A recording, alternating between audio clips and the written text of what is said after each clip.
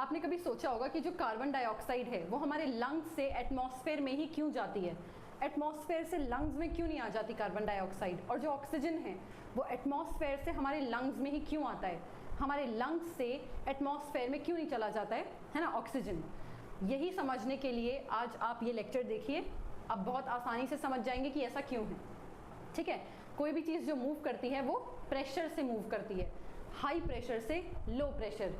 कोई भी चीज़ मूव कैसे करेगी? जहाँ ज़्यादा प्रेशर है और जहाँ कम प्रेशर है तो हाई प्रेशर से जाएगी लो प्रेशर की तरफ। तो उसी पे बेस्ड है हमारा ऑक्सीजन कार्बन डाइऑक्साइड एक्सचेंज। और आप अच्छी तरीके से समझ जाएंगे कि हमारे लंग्स में ही ऑक्सीजन क्यों आती है, लंग्स से ऑक्सीजन बाहर क्यों नहीं जाती है, और जो कार्बन डाइऑक्साइड है वो लंग्स से बाहर ही क्यों जाती है ना। हम ऑक्सीजन की जगह कार्बन डाइऑक्साइड को क्यों नहीं मतलब इनहेल तो हम करते हैं बट एक्सचेंज क्यों नहीं करते हैं? अब देखिए, कोई भी चीज़ मूव कैसे करती है? हाई प्रेशर से लो प्रेशर की तरफ। कैसे मूव करेगा? हाई प्रेशर से लो प्रेशर की तरफ। तो वैसे ही अगर हम देखें, अगर हम यहाँ बात करें एटमॉस्फेरिक एयर के बारे में, ठीक है, उसके बाद अगर हम बात करें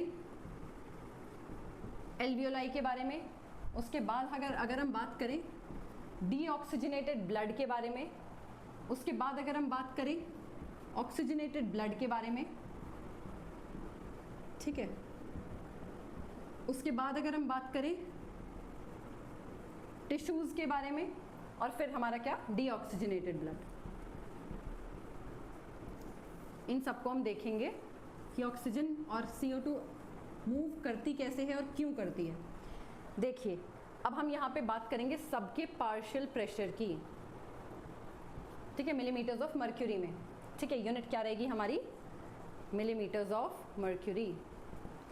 अब अगर हम एटमॉस्फेरिक एयर की बात करें तो उसमें जो हमारा ऑक्सीजन है उसका अप्रॉक्सीमेटली रहता है 159 मिलीमीटर्स ऑफ मर्क्यूरी। इसको कभी mm ऑफ Hg मत बोलना, ठीक है, मिलीमीटर्स ऑफ मर्क्यूरी, ठीक है। और अगर हम बात करें कार्बन डाइऑक्साइड की, ये होता है सिर्फ 0.3। समझ में आया? एल्वियोलाई की अगर हम बात करें तो इसमें ऑक्सीजन जो उसका जो पार्शियल प्रेशर है अप्रॉक्सीमेटली 104 चला जाता है। और अगर हम CO2 की बात करें तो अप्रॉक्सीमेटली कितना जाता है? 40। अगर हम डीऑक्सीजनेटेड ब्लड की बात करें तो इसमें ऑक्सीजन हमारा अप्रॉक्सीमेटली 40, कार्बन डाइऑक्साइड अप्रॉक्सीमेटली 45, ठीक है। अगर हम बात करें ऑक्सीजनेटेड ब्लड की तो ये अप्रॉक्सीमेटली इसका ऑक्सीजन लेवल 95 to 100, और जो हमारा CO2 है उसका लेवल कितना है? 40। टिश्यूज़ की बात करें तो इसमें ऑक्सीजन है वो approximately 20 to 40 millimetres of mercury, and CO2 की अगर हम बात करें तो CO2 approximately 45 to 46 millimetres of mercury रहता है उसका पार्शियल प्रेशर। अगर फिर से हम डीऑक्सीजनेटेड की बात करें तो वो सेम 40 से 45। अब इससे आपको सारा समझ आएगा कि मूवमेंट दरअसल होती क्यों है, ठीक है। तो देखिए, जो मूवमेंट है वो कैसे होगा? हाई प्रेशर से लो प्रेशर की ओर। अब एटमॉस्फेरिक एयर में देखो ऑक्सीजन है 159, एल्वियोलाई में 104, ज़्यादा क्या है? 159। तो ऑक्सीजन कहाँ से कहाँ मूव करेगी?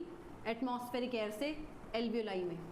अगर कार्बन डाइऑक्साइड देखिए एटमॉस्फेयर में है 0.3, एल्वियोलाई में है 40, कहाँ से कहाँ? ज़्यादा से कम, यानी 40 से 0.3 ये क्या मूव करेगा? Carbon dioxide.